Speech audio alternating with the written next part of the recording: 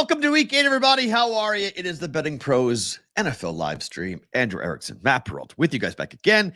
30 or so minutes breaking down everything happening before we get kicking off here for week number 8 in the NFL. Andrew, how are you? Good to see you again. What's going on in this NFL Sunday? Oh, we got some snow games going. We got some rain. We got the Patriots playing Miami, where they always play great. A lot of narratives, a lot of great action. All the games, all the teams playing. No bye weeks randomly in week 8. As the NFL tries to compete with all the other sports going on, they're like, no, we will not take teams off. We want to go full throttle. And here we are, week 8.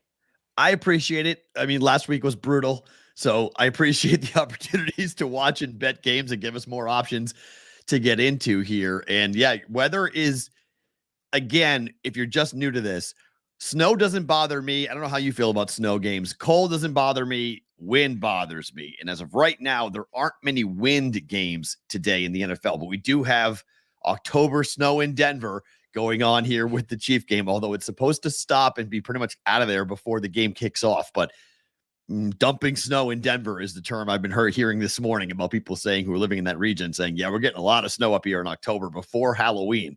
Good luck, guys. I don't miss that. Not at all. I don't miss the snow before October. All right, let's get into the games here. Let's start Indianapolis hosting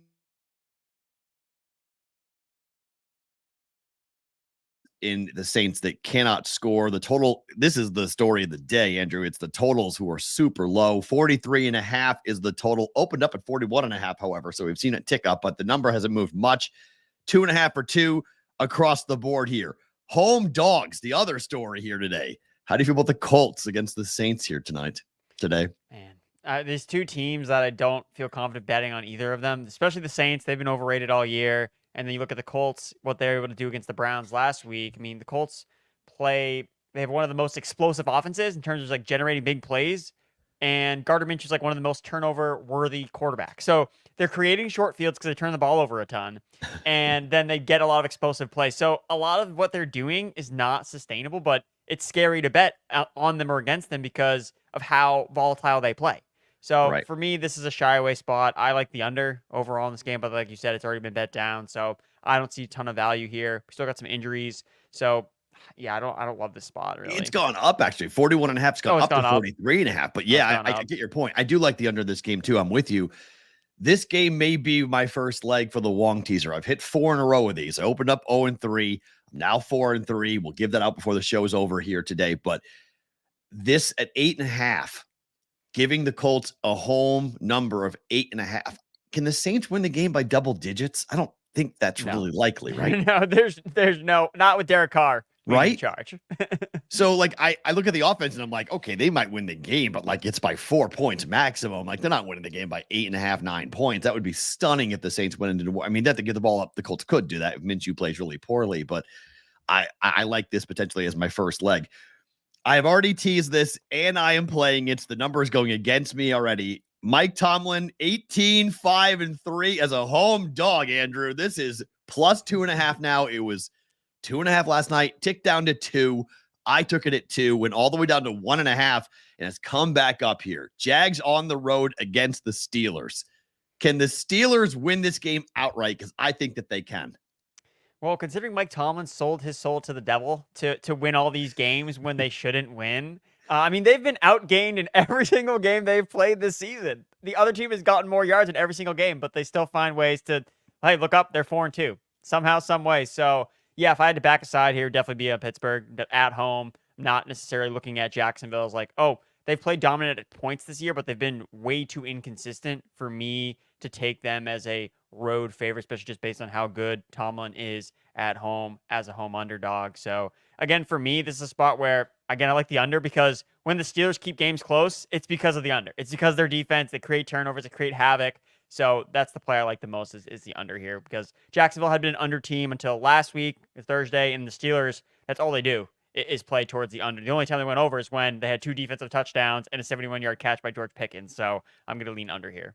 Pretty sure I was on the under in that game. So yeah, that was a pretty tough loss by me. But I look at this game and I'm like, okay, Mike Tomlin has won 4 games this year and they were 2 or 4.5 point dogs in between there in all of them. So the books clearly don't know what to make of this Steelers team because the power ratings say, well, they should lose. And then they don't. And Right. it's because Kenny Pickett just plays. I mean, Pickens and Pickett just play some type of connection. And I think George Pickens goes for over 53.5 receiving yards today. I think you get one or two really big plays out of this guy.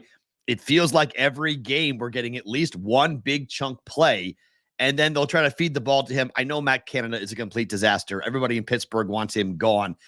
But how do you feel about George Pickens over 53.5 yards receiving today? I like that one, especially because we have another game without Tyson Campbell for the Jaguars. So he's their best cornerback. He's not going to play again. We saw, the Saints offense didn't necessarily light up the Jacksonville secondary because of Derek Carr, but he had the opportunity to do so. So if Kenny Pickett has open windows to throw, I think Pickett can at least come down with one, and that's all he needs, man, because he gets some big plays, especially on the sideline. So I like the call here. If I'm wrong about this game, the whole day blows up because I'm on +2. I've also teased this to +8. Steelers at home, +8. I have the other side coming, but if they don't cover 3, do they lose big? Do the Jags go into Pittsburgh and blow out Mike Tomlin? I don't think so. No, the Jacksonville's been too up and down for me to back that as a potential threat here. So I think you're good. Yeah, so that's my first leg for my teaser. I'm 4-3, but I missed it last week on that, but I'm teasing it up here. +2 and +8. I believe in Pittsburgh. Andrew, everyone believes in Carolina in the content space. Numbers now 3.5. Public is on Houston, 3.5. The total is 43, 42.5 at some places around the world here. Texans, I love them. I can't quit them. I mean, I got Nico Collins, I got Tank Dell, I've got multiple players going in my own fantasy team on this Houston Texans team, but the content space, everyone loves Carolina. Where are you on the home dog Panthers? I think I'm on the Panthers side here. I opened up thinking it was going to be all Texans, and the last time that this happened was when the Texans played the Falcons. Everybody was on the Texans. Everyone loved them. Everyone hated Desmond Ritter. And what happened? Texans lost outright to the Falcons. So, look, 3.5 at home. I mean, if you look at the Panthers, they've played a lot of tough teams on the road, which is why their splits look so bad. But when you look at how they've played teams at home, they've kept games really close. And again, as CJ Stroud he's still a rookie quarterback playing on the road. And if there's an incentive for this Panthers offense to do anything, it would be in this game against CJ Stroud. Battle of the rookie quarterbacks. We'll see how this whole thing plays out. I don't know. I'm not touching it because I think people are adamant on both sides, and I'm kind of in the middle going, I can see both sides. Maybe it's a live betting opportunity to come in and take the Texans if you get a pick, if it drops down, or maybe I think too, it's important to remember the last time we saw the Panthers, they were up 14-0 against the Miami Dolphins. Right. And then they got blown out. But that happened. So I've heard things where people are assuming the Texans just come in here and blow out the Panthers. I'm like, no, I don't think that's going to happen. So I think that a live bet here is a way to attack this game. Yeah. I mean, I don't know. I don't think the Texans will blow out anybody. I mean, unless you see multiple turnovers happening for the Panthers and they just kind of throw up all over themselves, maybe, I guess. But I would say, yeah, this feels like a 1-score game, back and forth battle. I mean, would you give CJ Stroud the rookie of the year right now? Yeah, I think so. I mean, if you were playing above average as a rookie quarterback, I think that kind of basically locks you in. He's got weapons. Pierce has run the ball really well. That's a huge key.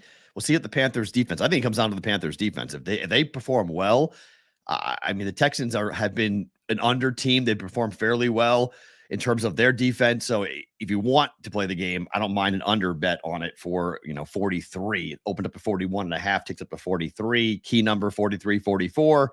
I lean towards the under. Philly and Washington, home divisional dog, catching a touchdown, Andrew. These are I don't know. The books are just tempting me here with this thing. I don't want to go against the Eagles. I don't like fading the Eagles, but divisional games with a 7-point home spread have been very profitable historically in the NFL. Yeah, I'm backing the Eagles here. Sam Howell, look, the last time Sam Howell played the Eagles, again, it was at home. He didn't turn the ball over one time. That's not going to happen twice. I'm sorry. And when you look at the Commanders, all the games they covered, they win the turnover battle. The games they don't cover, they lose the turnover battle. The Eagles have way too much, and the sacks just keep piling on for Sam Howell. So, yeah, I don't care. I'm going Eagles here. He's getting killed. It's true. I thought about teasing it down and going, all right, tease the Eagles down to 1 and take the Eagles -1. But I have a rule in Survivor where you never pick a game involving a divisional dog. Or just divisional period, division games period, don't pick.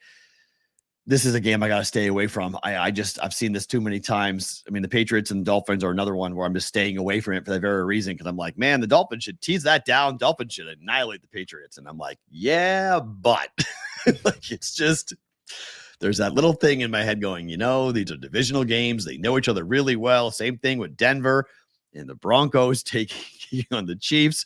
I'm like, I wouldn't mind if you take the Broncos and the Broncos and the Commanders and tease them both up to 13 and say, okay, home dog plus 13, both divisional games. You figure they lose the game if the road team covers, maybe win by 10. You cover both the 13 on the teaser. So wouldn't mind that play either if you want to get involved with divisional dogs playing at home. I have laid the points with the Dallas Cowboys. It was 6.5 when I bet it. It's still 6.5 at DraftKings right now. That's the 6.5 on the board. DraftKings doesn't want to go to 7, but everybody else across the country is at 7 here. Rams are on the road. I like the Cowboys. I don't know if I want to say big here, Andrew, but I think this is a tough spot for the Rams to walk in here against the Dallas defense that I think should hold up well enough. And then I don't like that Rams defense at all up against the Cowboys offense.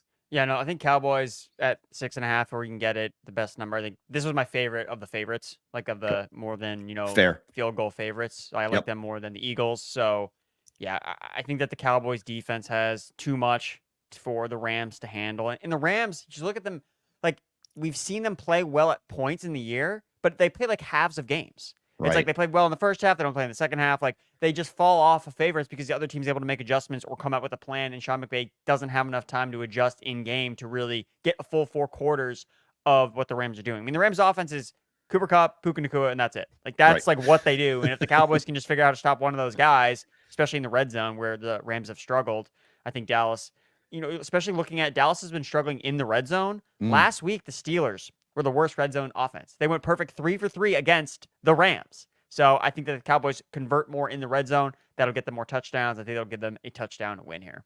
Kind of a wonky schedule, too, for the Cowboys. They've only played 2 home games so far. Yeah. They've won both games in blowout fashion. Now, you could say the level of competition that they played, Patriots being one of them, you're like, Matt, great. They killed 2 bad teams. True. But I don't know how much better the Rams are than the teams they've played already. I think the Rams are starting to kind of revert to what we all thought they were going to be, like bad, and then they kind of started out kind of like, oh, like they're not that bad. It's like, oh wait, maybe they are actually not good. So yeah, back in the Cowboys here. I would agree. Patriots on the road at the Dolphins, House of Horrors. I'm 46. I remember Squish the Fish like it was yesterday, 1986. Patriots go in there. They win 3 straight road games. First wildcard team ever to make the Super Bowl. I'll always hate Miami, but I'll always love that memory. Something tells me this is a track meet. This is bad for the Patriots. Can New England keep it close, Andrew? They're not winning this game, right? I mean, I didn't think they would win last week, but they did. So I can't touch this game because of the reasons you mentioned, like how bad the Patriots usually play in Miami. Again, it's a big point spread, but Dolphins have been able to cover that, especially at home when their offense has been even more explosive with Tyreek Hill. He's dealing with a hip injury. How effective is he going to be? For me, it's props. Honestly, one of my favorite props in this game is Demario Douglas over his receiving yards prop at 26.5.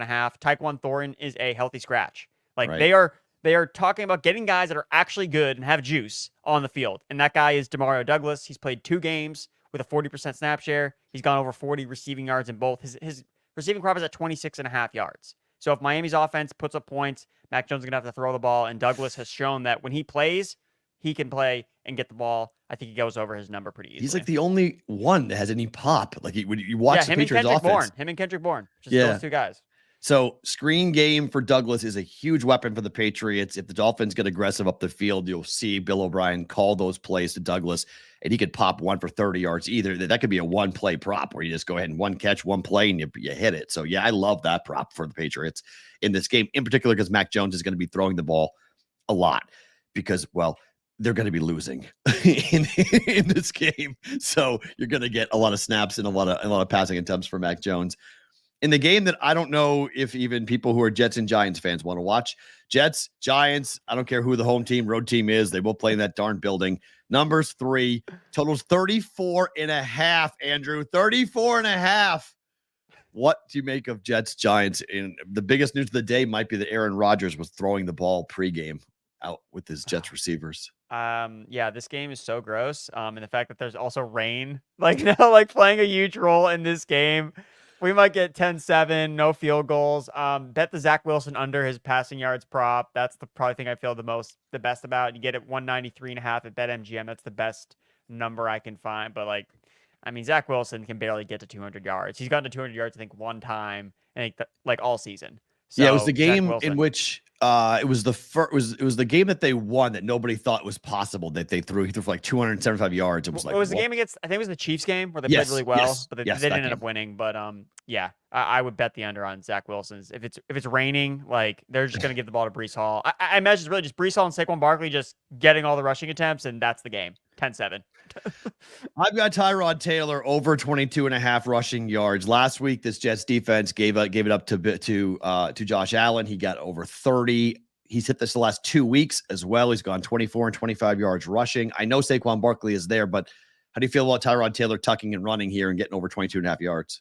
I like that. You know, they don't have a lot of weapons. There's no point trying to test these tough Jets cornerbacks with the Giants receiving personnel. So yeah, Tyrod Taylor, he can move. He's mobile, and the offensive line for the Giants is still it's still in shambles. We may never. I don't know when we'll see Andrew Thomas ever again. Evan Neal has been struggling. So yeah, I like that. So we've been talking about how awesome it is to have all these games, but some of them are really ugly. Jets and the Giants being one of them. Falcons at the Titans is the other. Will Levis, 35, Andrew. The total is 35 in an NFL football game. We have a 34.5 and a 35 going here. Atlanta is going to see Will Levis. He gets his first career start here today for the Tennessee Titans. I mean, someone has to win this game, right? 2.5 is the total. Falcons as road favorites. You backing them? Not a chance. There's no way I'm backing Desmond Ridder on the road when he was practically trying to give the ball to the Buccaneers last week. He was like begging them to cover and beat them. 3 red zone turnovers, even though the Falcons ended up winning on the road last week. I've seen Ridder play on the road. I'm not betting on him to win on the road twice in a row, especially against a Titans team that kind of similar to Mike Tomlin. It's like Mike Vrabel. Like he gets the best out of the games that they're not supposed to win. Everything on paper says the Falcons are the better team, but they're playing at home. The Titans, everyone's like, they're sellers. They're going to get rid of Derrick Henry. Oh, we're going to look up and be like, oh, wow, Derrick Henry, 150 yards, 2 touchdowns. Titans win by 14. Desmond Ridder vomits all over himself, and Will Levis does enough. He throws for like, he completes 10 passes, and they win the game. And everyone's like, oh, the Titans, what do you know? They did it. So I like the Titans actually on the money line here at home. I've done this before with the Wong teaser, and I'm going to do it again. It's the AFC South Wong teaser. It's Colts plus 8.5, Titans plus 8.5. This was what I was eyeballing here, was this game, because I feel the same way you do. Forget 8.5 points. The Falcons are not winning by 9 or more points, right?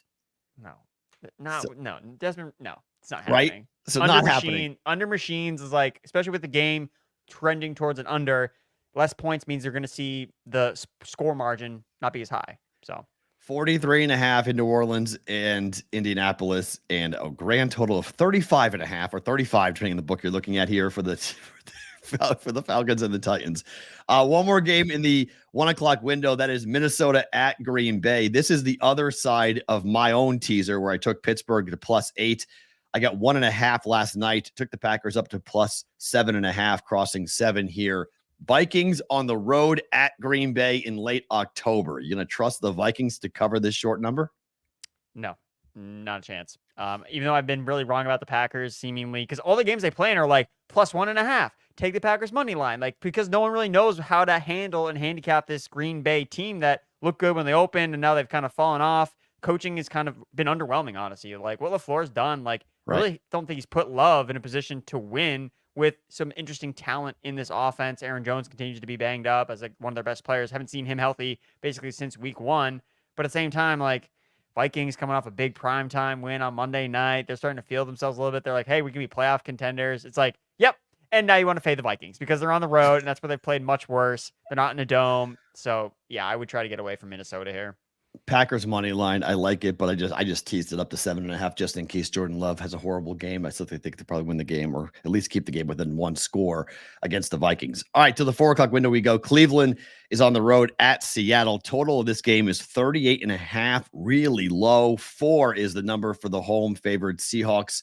Deshaun Watson again will not play here for this offense for the Browns. People in Cleveland are starting to get a little antsy here about what's going on with Deshaun Watson's shoulder injury, but What do you make of this offense for the Browns on the road against Seattle? Can they pull out a W here? I don't think so. No, because I think Seattle, especially now they've gotten more healthy, they've been really good on defense over the last 3 games.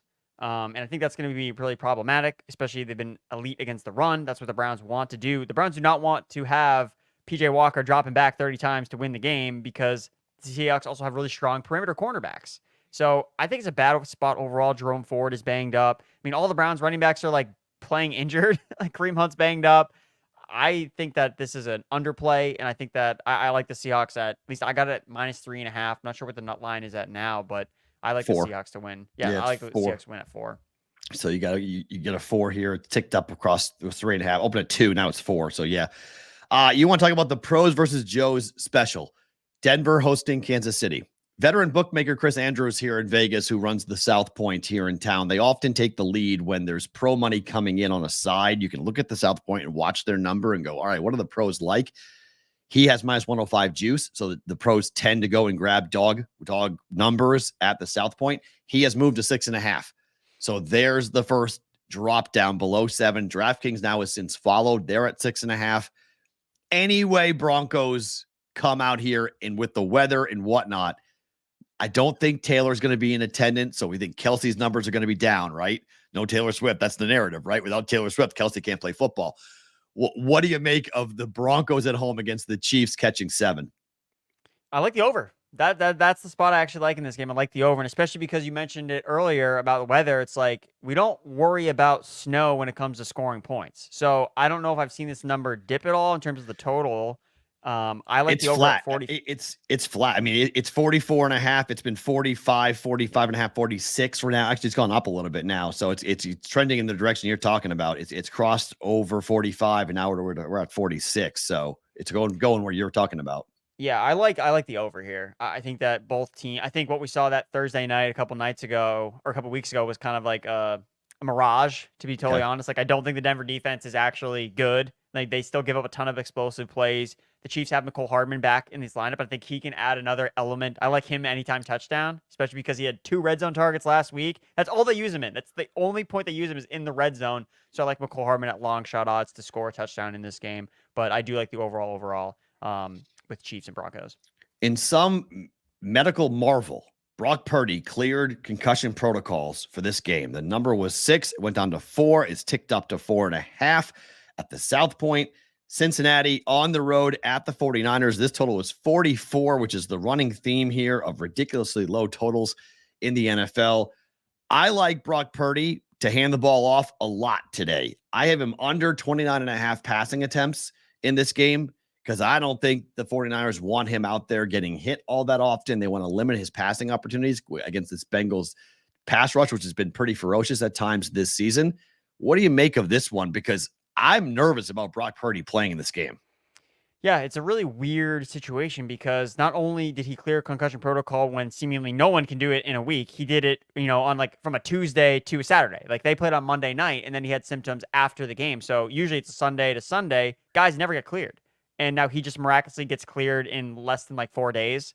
It's very, very weird. We hear conspiracy theories about how they don't want to play Sam Darnold because they don't want him to play good because then people are going to be like, oh, well, Brock Purdy's not actually that good. So I don't know. A lot of weird stuff with 49ers, especially because they have a bye week coming up in week 9. Maybe they're looking ahead a little bit thinking like, all right, we just got to get through this game against the Bengals and get healthy because they're banged up. Trent Williams is hurt. Deebo Samuel's hurt.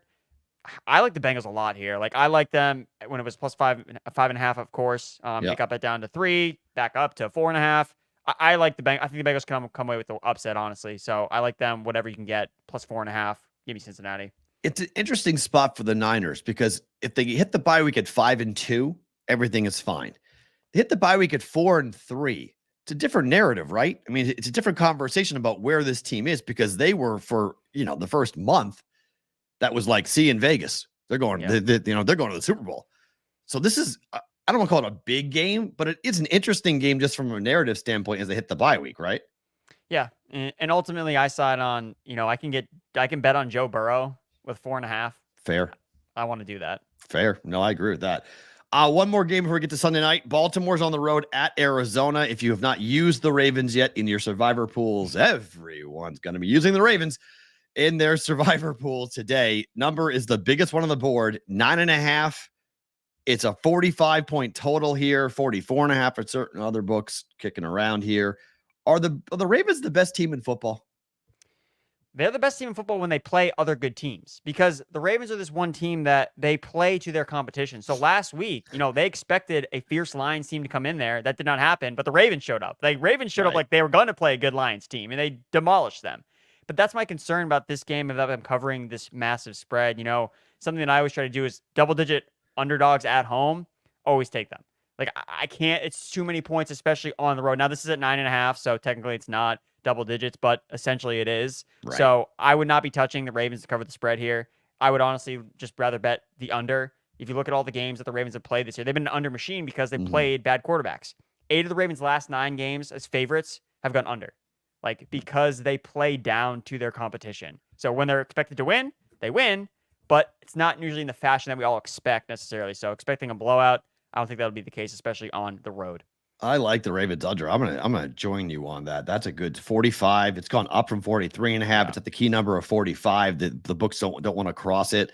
I like that. If you find a 45, I like Baltimore under with Arizona. I do like that a lot. What do you make of when you see this Ravens team? I have a ticket on them to win the Super Bowl just because I took it, because I think they have a shot of making a run in the postseason. But who is if the Ravens play the way they're capable of, like you mentioned, I mean, Bengals or Ravens at full strength, who's better?